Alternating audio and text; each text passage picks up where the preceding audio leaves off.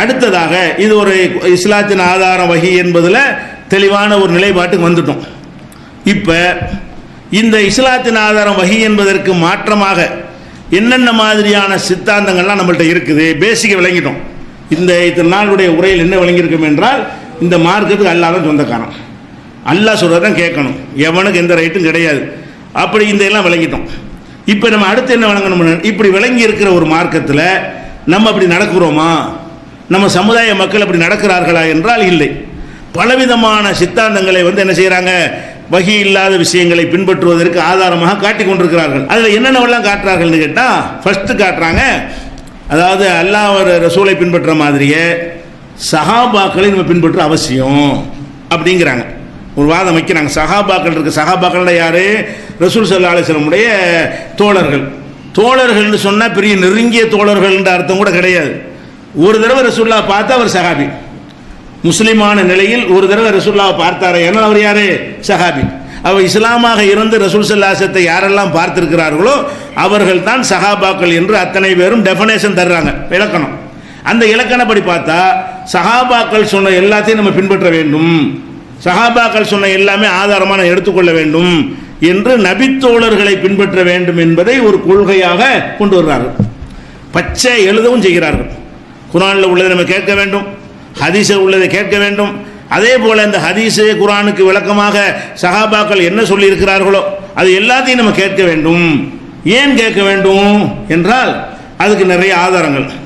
என்ன ஆதாரம் பாருங்கள், அதுக்கு ஆதாரம் சஹாபாக்கள் சொல்வதெல்லாம் கேட்கக்கூடாதுங்கிறதுக்கு நான் இவ்வளோ ஆதாரம் சொல்லிட்டேன். என்ன சொல்லிட்டேன்? வஹி மட்டும்தான் இஸ்லாத்தின் ஆதாரம், இத்தனை நாளாக தான் சொல்லியிருக்கிறோம். சஹாபாக்கள் வஹி வருமா, அவங்க நல்லவங்களா கெட்டவங்களா, அங்கே டாபிக்லாம் கிடையாது. இப்போ வஹி வருமா வராதா டாபிக். சஹாபி தியாகம் பண்ணாங்க, அதெல்லாம் ஓகே, அதுக்கெல்லாம் மாற்று கருத்துலாம் கிடையாது. அவன் பண்ணலைன்னு சொல்கிறோம். சஹாபாக்கள் ஒரு தியாகம் பண்ணலை, மார்க்கத்துக்கு ஒன்றுமே பண்ணலன்னு சொல்கிறோம். எங்களை விட மட்டமானவங்கடா சொல்கிறோம். சஹாபாக்கள் எல்லா வகையிலும் உயர்ந்தவங்களா இருக்கிறாங்க, அதெல்லாம் வேற. மேற்று என்னன்னு சொன்னால், அல்லாஹ்விடமிருந்து அவருக்கு செய்தி வருமா? அபூபக்கர் சித்திக் கூட வஹி வருமா? வராது. அல்லாஹ்விடமிருந்து வஹி வரவில்லை என்று சொன்னால் அவர் சொல்வதெல்லாம் அவருடைய கருத்தாகத்தானே இருக்கும். அவருடைய கருத்தாக இருந்தால் நம்ம எப்படி எடுத்துக்கொள்வது அதை? அப்போ வஹி இல்லாமல் அவருடைய கருத்தை நீங்கள் எடுத்துக்கொண்டீர்களே ஆனால் அவங்கள அல்லாஹ்வுடைய இடத்தில் வைப்பதாக தானே அர்த்தம். இந்த சட்டம் வகுக்கிற அதிகாரம் அவங்களுக்கு இருக்குன்னு அவர் ஒன்று சொல்கிறாரு, செய்யுங்கிறாரு. ஒரு சஹாபி சொன்னதாக உங்களுக்கு கிடைக்கிறது, அது குர்ஆனில் இல்லை, ஹதீஸில் இல்லை. அப்போ நம்ம என்ன செய்யணும்? அதை நம்ம ஏற்றுக்கிற தேவையில்லைன்னு தான் முடிவுக்கு வரணும். அவர் சொல்ல நீங்கள் கேட்டீர்களே ஆனால் வஹி வந்துச்சு சொல்லிட்டு சொல்லுங்கள். நாங்கள் இருக்கிற இப்போ ரசூல் ஸல்லல்லாஹு அலைஹி வஸல்லத்துக்கு சில விஷயங்கள் வஹியோடு செஞ்சாங்க, சில விஷயங்கள் வஹி இல்லாமல் செஞ்சாங்கன்னு காட்டணுமா இல்லையா? அவங்களோட அன்றாட வாழ்க்கை மனிதர் என்ற முறையில் செஞ்சதெல்லாம் வஹி இல்லைங்கிறோம், அதை ஃபாலோ பண்ண தேவையில்லைங்கிறோம். இப்படி சொல்கிறதுனால ரசூலுல்லாவுடைய கண்ணியத்தை குறைச்சிடணும்னு அர்த்தம் இல்லை. அல்லாஹ்வுடைய ரசூலை வஹியில் பின்பற்றுங்க, வஹி இல்லாட்டி விட்டுருங்கிறவன் இதனால ரசூலுடைய கண்ணிய குறைவா? அதே மாதிரி தான் சஹாபிகளுக்கு. சஹாபாக்களை மதிங்க, அவங்க பேரை கட்ட ரலியல்லாஹு அன்ஹு சொல்லுங்க. அவங்க தான் இந்த மார்க்கத்தை நம்ம கொண்டா சேர்த்தார்கள், அடிவதைக்கு ஆளாகிறார்கள், எவ்வளோ கஷ்டங்கள் நஷ்டங்கள் எல்லாம் பட்டு இந்த மார்க்கத்தை கட்டி காப்பாற்றினார்கள், அதெல்லாம் சொல்லுங்க. பயானில் சொல்லி யார் தப்பு கிடையாது, நன்றியோடு நினைவு கூறுங்க, அவங்களுக்காக துவா செய்யுங்க. இதெல்லாம் யார் மார்க்கு? நாங்களும் தானே செய்கிறோம். அதெல்லாம் மேற்று என்ன? அவங்க சொல்வது மார்க்கமாக ஆகுமா? மார்க்கமாக ஆகும் என்றால் அப்போ வஹி வருமா? வஹி தானே ஆதாரம். வஹியை தவிர ஒன்றும் இல்லைன்னு ஆயிடுச்சுல, வஹியை தவிர இதை பின்பற்றக்கூடாதுன்னு ஆயிடுச்சுல. ஆதம் அலைஹிஸ்ஸலாத்துக்கு அந்த பர்மிஷன் எல்லாம் கொடுக்கலையே, ஏன்றிருந்து வரும் செய்தி நான் சொல்ல தான் கேட்கணும் அப்படின்னு தான் நல்லா அனுப்பி வைக்கிறான். இந்த அடிப்படையில் நம்ம சஹாபாக்கள் சொன்னாலும் கேட்காதீங்கன்னு சொன்னால் சஹாபாக்களை திட்டுறாங்க. அதுக்கு ஆதாரம் என்ன? ஆதாரம் லா தசுப்பு அஸ்ஹாபி, என் தோழர்களை திட்டாதீர்கள் ரசூலுல்லாஹ் சொல்லிவிட்டார்கள். இவங்க திட்டுறாங்க. ஏன்டா சஹாபாக்கள் சொல்றது கேட்க தேவையில்லைன்னு திட்டுறதா? அவுளியான்னு நீங்க சொல்ற வணங்க வேண்டியதில்லைங்கிறோம், திட்டுறதா? இமாம்கள்னு சொல்ற அவர் சொல்லி நம்ம கேட்கணும், திட்டுறதா? திட்டுறதுன்னா என்ன அர்த்தம்? என்ன திட்டோம்? சஹாபாக்கள் அவங்க நல்லவங்களா இருந்துட்டு போறாங்கப்பா, மனிதர்கள் முன்னிலை முன்ன பண்ணி சொல்லியிருப்பாங்க. வஹியோட உள்ளதா இருந்தால் அல்லாஹ் சொன்னான் என்று சொல்லி நமக்கு சொல்வார்கள், ரசூலுல்லாஹ் சொன்னதாக சொல்வார்கள். அப்படி சொன்னா கேட்க தானே செய்கிறோம். சஹாபாக்களை இப்படி ரசூல் ஸல்லல்லாஹு அலைஹி வஸல்லம் சொன்னார்கள்னு சேர்த்து சொல்லிட்டாங்கன்னு வைங்க, நம்ம அது மறுப்போமா? அது ஹதீஸ். ரசூலுல்லாஹ் சொன்னாங்கன்னு சொல்லிட்டா ஏற்றுக்கிறது தான் செய்கிறோம். அல்லாஹ் சொன்னதாகவும் சொல்லாம, ரசூல் சொன்னதாகவும் சொல்லாம அவங்களா ஒன்றை சொன்னார்களே ஆனால் அதை எப்படி நம்ம ஏற்றுக்கொள்வது? அவங்களா சொல்வதை ஏற்றுக்கொண்டீர்களே ஆனால் அவங்கள ரசூல் இடத்தில் நீங்கள் வைக்கிறீங்களே. அப்போ நிறைய ரசூலா முகமது ரசூல்லான்னு சொல்றீங்க, அப்புறம் அபூபக்கர் ரசூல்லா, உமர் ரசூல்லா, உஸ்மான் ரசூல்லான்னு அப்படி சொல்ல போறீங்களா? அவங்களும் அல்லாஹ்வுடைய தூதர்மார்களா? மேட்ரு என்ன? அல்லாஹ்விடமிருந்து மெசேஜ் வருமா வராதா? வரும்னா ஏத்துக்க, அவருக்கு தான் வரும், முகமதுக்கு தான் வரும். மற்றவங்களை வர விட்டுரு, அவங்க செஞ்ச நல்ல கருத்தா இருந்தால் அதுக்குரிய கூலி அல்லாட்ட அடைஞ்சிட்டு போறாங்க, நாம போய் ஃபாலோ பண்ணலாமான்னு கேட்குறோம். இதுக்கு என்ன மறுப்பு கொண்டு வர்றாங்கன்னு கேட்டா, லாத்த சுப்பு அஸ்ஹாபி, என் சஹாபாக்களை ஏசாதீர்கள், புலவ் அண்ண அகதக்கும் அன்பக்கம் சில உகதின் ரகபன், உகது மலை அளவுக்கு உங்களில் ஒருவர் தங்கத்தை செலவு செய்வாரே ஆனால் மாபலக முத்தாகதியும், அவர்களில் கையளவு செஞ்சார சஹாபாக்கள்ல அதுக்கு ஈடாகாது. நீங்க உகது மலை அளவுக்கு தங்கத்தை தர்மம் செய்தாலும் என் தோழர்கள் ஒரு கையளவு தர்மம் செய்தார்களே அதுக்கு நிகராக ஆகாது. அந்த கஷ்டம், அந்த ஈமான், அந்த நம்பிக்கை, அந்த உறுதி, அந்த தியாகம், இதுகளோடு ஒப்பிட்டு பார்க்கும் பொழுது அளவு மட்டும் எல்லாம் பார்க்க மாட்டான். இவர் என்ன மாதிரியான எண்ணத்தில் கொடுக்கிறாருன்னு செய்யறான் எல்லாம் பார்க்கறான். அந்த மாதிரி ரசூல் ஸல்லல்லாஹு அலைஹி வஸல்லம் புகழ்ந்து சொல்லி இருக்கிறார்கள், பார்த்தீர்களாமாங்க. ஆமாப்பா, இதை யார் மறுத்தா? இப்போ நானும் தான் சொல்றேன், இப்போ ஓப்பனாக சொல்றோம், நாங்கள் ஒரு மலை அளவுக்கு செலவு செய்தாலும் சஹாபாக்கள் கையளவு செய்து அடைய மாட்டார்கள், 100% நம்புகிறோம். எங்க திட்டோம்? அப்படிப்பட்ட சிறந்தவர்கள் தான். மேட்ரு என்ன? அவங்க சொல்றது மார்க்கம் ஆகுமா? அவங்க செஞ்ச அவங்களுடைய தொழுகை எங்க தொழுகை ஒன்றும் கிடையாது. அவங்க அளவுக்கு இஹ்லாஸா ஈடுபாடா நம்ம தொழுவோம்னு சொல்ல முடியாது. அவங்க அளவுக்கு அந்த கஷ்டம் நமக்கு வந்திருக்குமே, எத்தனை பேர் இஸ்லாத்தில் இருப்போம்னு சொல்ல முடியாது. அந்த சஹாபாக்கள் பட்ட அந்த கஷ்டம், ஊடுவா எல்லாத்தையும் பிடிக்கிட்டு விரட்டி விட்டானே, சொத்து சுகம் வீடு வாசல்லாம் அந்த நேரத்தில் நின்று தாக்கு பிடிச்சாங்களே, அப்படி நம்ம இருந்திருப்போமா? முடியாது. அந்த உயர்வை யார் மறுத்தா? சஹாபாக்களுடைய இந்த உயர்வு சிறப்பை எல்லாம் யாராவது மறுக்கவா செய்கிறோம்? மேவற்று என்ன? ஒரே விஷயம்தான், அவர்களை ஏன் பின்பற்ற வேண்டும்? பின்பற்றினால் வஹி வருதுன்னு அர்த்தமாகுது, பின்பற்றினால் ரசூல் இடத்துல வைக்கிறதாவது. அல்ல வஹி வராமல் அவர் சொல்வதை கேட்பீர்களே, ஆனால் அல்லாஹ்வுடைய இடத்துல வைக்கிறீங்களே, இதை செய்யாதன்னு சொல்லக்கூடிய அதிகாரம் அல்லாஹ்வுக்கு தானே இருக்கிறது. ரசூலே வஹி இல்லாமல் சொல்லுமா? அல்ல கண்டிச்சு விட்டானே. சில விஷயங்களை வஹி இல்லாமல் ரசூலே சொல்லும் பொழுது எப்படி நீ சொல்லலாம்?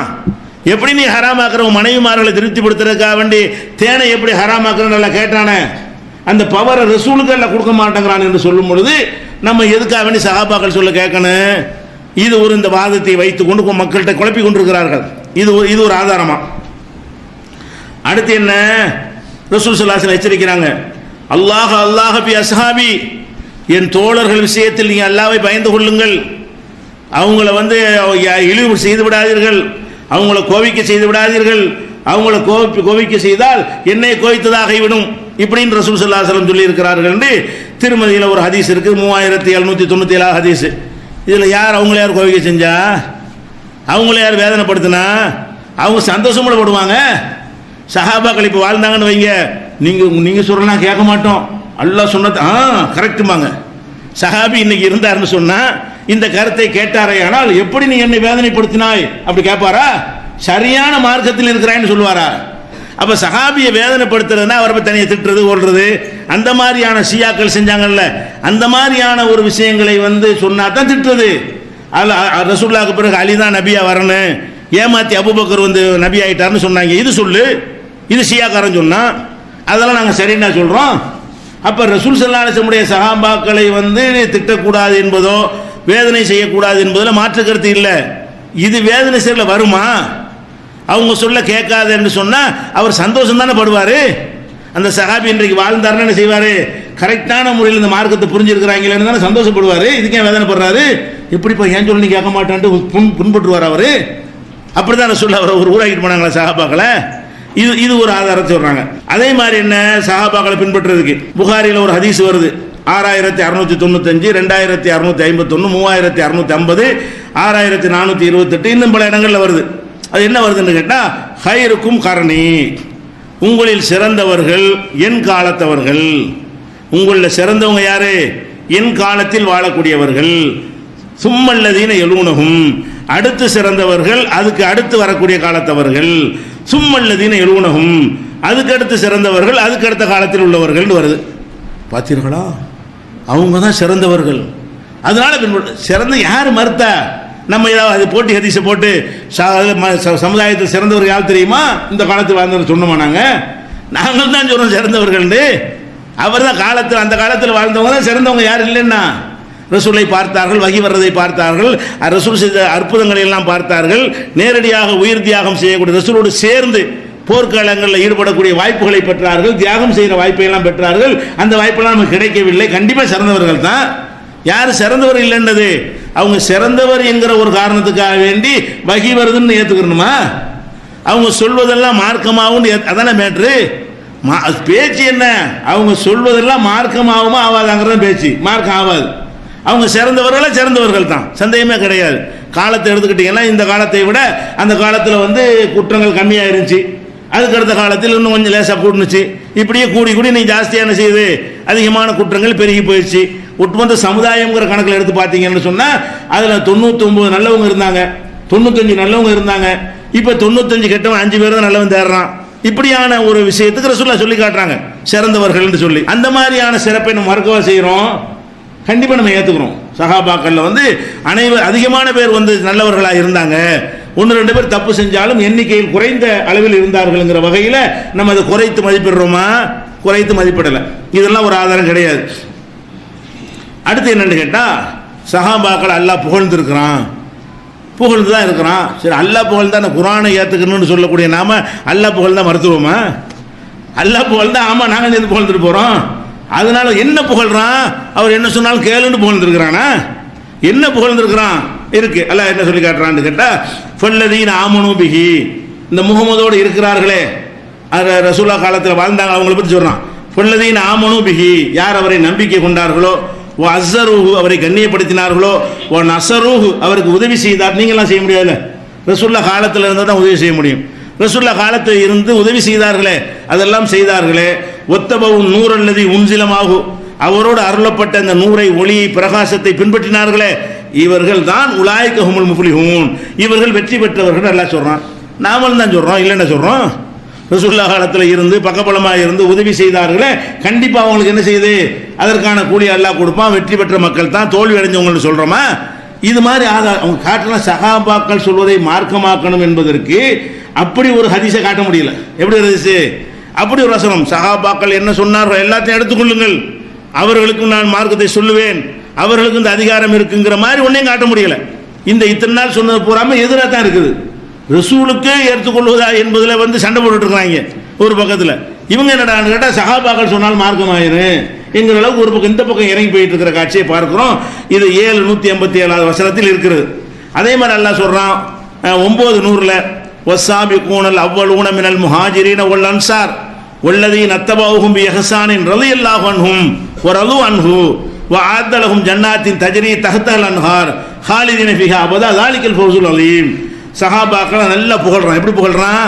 வஸ்ஸாபிகூனல் அவ்வலூன், ஆரம்ப காலத்தில் இஸ்லாத்தை ஏற்றுக்கொண்டார்களே, மினல் முஹாஜிரீன வல் அன்சார், முஹாஜிரான மக்காவாசிகளில் இருந்தும், அன்சார் என்றால் மதீனாவாசிகள், அவர்களில் இருந்தும் ஆரம்பத்தில் இஸ்லாத்தை ஏற்றுக்கொண்டார்களே அந்த மக்களுக்கும், வல்லதீன தபவுஹும் பிஇஹ்சான், அழகான முறையில் அவர்களை பின்தொடர்ந்து வந்தார்களே அடுத்த ஜெனரேஷன், அவர்களுக்கும் ரலியல்லாஹு அன்ஹும், அவர்களை அல்லாஹ் பொருந்தி கொண்டான். வரது அன்ஹு, அவர்களும் அல்லாஹ்வை பொருந்தி கொண்டார்கள். வஅஅத லஹும் ஜன்னாத்தின் தஜ்ரி தஹ்தல் அன்ஹார், அதன் அருகிலே நீர் ஓடுமா, ஆறுகள் ஓடுமே, அந்த மாதிரியான சோலைகளை அவர்களுக்கு அல்லாஹ் சித்தப்படுத்தி வைத்திருக்கிறான். ஹாலிதீன ஃபீஹா அபதா, அதில் நிரந்தரமாக இருப்பார்கள். ஸாலிகல் ஃபௌஸுல் அலீம், இதுதான் மகத்தான வெற்றி என்று 9:100 சொல்றான். சஹாபாக்களுக்கும், ஆரம்ப சஹாபாக்கள், பிந்தின சஹாபாக்கள், முஹிஜ்ரத் செஞ்சவங்க, நுஸ்ரத் உதவி செய்தவர்கள் எல்லாருக்குமே இந்த மாதிரி அல்லாஹ் சித்தப்படுத்தி வச்சிருக்கான்னு சொல்றான். இது யாரை மறுக்கிறோமா? சஹாபாக்களை பின்பற்றாதீங்கன்னு சொன்னால் இதெல்லாம் மறுத்ததாயிருமா? சஹாபாக்களை மதிக்கிறோம், இதெல்லாம் இருக்குது அவங்களுக்கு சொல்கிறோம். இப்படி தான் நல்லா அவங்களுக்கு தர்ஜாவை கொடுத்துருக்குறோம். இந்த மாதிரி தியாகம் பண்ண லேசாக்கிடுவான். இருக்கிற வீட்டில் பாதியாக கொடுக்குறாரு. வெளியூர்லேருந்து ஒருத்தர் வந்ததுக்காக வேண்டி தன்னுடைய வீட்டை பாதியாக்கி அன்சாருங்கிறவர் என்ன செய்கிறாரு, பாதி அவருக்கு கொடுத்து பாதி அவர் எடுத்துக்கிறாரு. 2 போர்வை இருந்தால் ஒரு போர்வை அவருக்கு, ஒரு போர்வை இவருக்கு. இதெல்லாம் சின்ன விஷயமா? நம்ம செய்ய முடியுமா? அது மாதிரிலாம் அந்த தியாகம், அந்த அர்ப்பணிப்புக்கு அல்லாஹ் கொடுக்கத்தான் செய்வான். அல்லாஹ் சொல்லியிருக்கிறான், நம்ம நம்புகிறோம். கண்டிப்பாக அவர்கள் அதுக்கு தகுந்தவர்களாக இருந்தார்கள். மேற்று என்ன? இதை அவங்களை பின்பற்றணுமா? அவங்களுக்கு வகி வருமா? அவங்க சொல்வதெல்லாம் மார்க்கம் ஆகுமா? அப்போ ஆயிரக்கணக்கான சஹாபாக்கள் 1000 விதமாக சொன்னால் 1000 மார்க்கமாகி போயிருமே. எல்லா சஹாபாக்கள் ஏகமானதை ஒரே மாதிரியே சொல்லியிருப்பாங்களா? ஒன்றில் அபூபக்கர் ஒரு மாதிரியா சொல்லுவார், உமர் ஒரு மாதிரியா சொல்லுவார், உஸ்மான் ஒரு மாதிரியா சொல்லுவார். அப்போ எதை கேட்கறது? அந்த மாதிரியான நிறைய பேர் மார்க்கம் ஒரு மார்க்கமாக இருக்கணும். அல்லாஹ் என்ன சொல்றான் ரசூலுல்லாஹ் பார்த்து, குல் ஹாதிஹி சபீலி, இதுதான் என் ஒரே வழி. பல பேரை இப்போ ஃபாலோ பண்ணீங்களா, ஒரு வழி கிடையாது. ஒரு வழி எப்போ இருக்கு, அந்த ஒரு தலைவர் கீழே போனால், அந்த ரசூல் முகமது ஸல்லல்லாஹு அலைஹி வஸல்லம்ங்கிற நிரந்தர தலைவர் வழியில் போனால் மட்டும்தான் ஒரு வழி. பல பேருடைய வழியை பின்பற்றினால் பல வழி, அது ஒரு வழியாக இருக்காது. அந்த அடிப்படையில் சிந்தித்து பார்க்கும் பொழுது இதில் இந்த சிறப்புகளை எல்லாம் எடுத்து பயான் பண்ணுவாங்க. சஹாபாக்களை பின்பற்றணும்னு பயான் பண்ண ஆரம்பிச்சுட்டு பின்பற்றணுங்கிற ஒரு ஆதம் வராது. இதுதான் அவர் எப்படி சிறந்தவர்கள், எப்படி தியாகம் பண்ணவர்கள், எப்படி அல்லாஹ் என்ன மாதிரி வைத்திருக்கிறான், இந்த மாதிரியே பேசிக் கொண்டிருப்பார்கள். அதை நாமளும் தான் ஏற்றுக்கொள்கிறோம். இது நமக்கு மறுப்புலாம் ஒன்றும் கிடையாது. உங்களோட சேர்ந்து நாங்களும் என்ன செய்கிறோம், மக்கள் மத்தியில் பிரச்சாரம் செய்ய தயாராக இருக்கோம், பிரச்சாரம் செஞ்சுக்கிட்டு இருக்கிறோம். இது ஒரு விஷயம். அதே மாதிரி 9:108 அல்லாஹ் சொல்லி காட்டுறான், லா தகும் ஃபீஹி அபதா, ஒரு கெட்ட ஒரு பள்ளிவாசலை உண்டாக்கி ரசூலுல்லாஹை சதி திட்டம் பண்ணி கொலை செய்ய திட்டம் போட்டார்கள் யூதர்கள். அதுக்கு அல்லாஹ் சொல்றான், லா தகும் ஃபீஹி அபதா, அந்த பள்ளிக்கு நீ ஒரு காலம் போவாத. லா மஸ்ஜிதுன் உஸ்ஸிஸ அலா தக்வா மின் அவ்வல் யௌமின், ஆரம்ப காலம் முதலே தக்வா அடிப்படையில் உருவாக்கப்பட்ட மஸ்ஜித் இருக்கிறதே, அதுதான் அஹக்கன் தகும ஃபீஹி, நீ போய் தொழுவதற்கு தகுதியான பள்ளி. ஃபீஹி ரிஜாலுன் யுஹிப்புன யத்ததஹரு, தூய்மையை விரும்பக்கூடிய மக்கள் அங்கே இருக்கிறார்கள் என்று அந்த பகுதியில், குபா என்ற பகுதியில் வாழ்ந்த மக்களை பற்றி, அந்த பள்ளிவாசலை பற்றி, அந்த சமுதாயத்தை பற்றி எல்லாம் புகழ்ந்து பேசுகிறான். நாமளும் தான் புகழ்ந்து பேசுகிறோம். அந்த மக்கள் தக்வா அடிப்படையில் துவக்க காலத்திலேயே கஷ்டப்பட்டு இந்த பள்ளியை கட்டினாங்களே, அதெல்லாம் சின்ன விஷயமா? அதெல்லாம் இதுக்கு பின்பற்றுவதற்கு என்ன இருக்கு? அதான் இது பின்பற்றுவது எப்படி ஆதாரமாகும்? இதுதான் கேள்வி. இதையெல்லாம் எடுத்து சொல்வார்கள். அதே மாதிரி 9:117 வரும். இதெல்லாம் சஹாபாக்களை பின்பற்றணும்னு தலைப்புல சில அறிஞர்கள் ஆற்றிய உரையில் சொல்ற விஷயங்கள் தான் இதெல்லாம். என்னடா பின்பற்றுவது, என்னடா ஆதாரம் சொல்ல போறாங்கன்னு பார்த்தா இதைத்தான் சொல்றாங்க. பின்பற்றணும், சஹாபாக்களையும் பின்பற்றணும். ஒண்ணுமே பின்பற்ற பேற்ற இல்லை. இதுல பின்பற்றுவதற்கு ஆதாரம்னு சொன்னா தான் எடுத்துட்டு உங்களை காட்டிட்டு இருக்கிறேன்.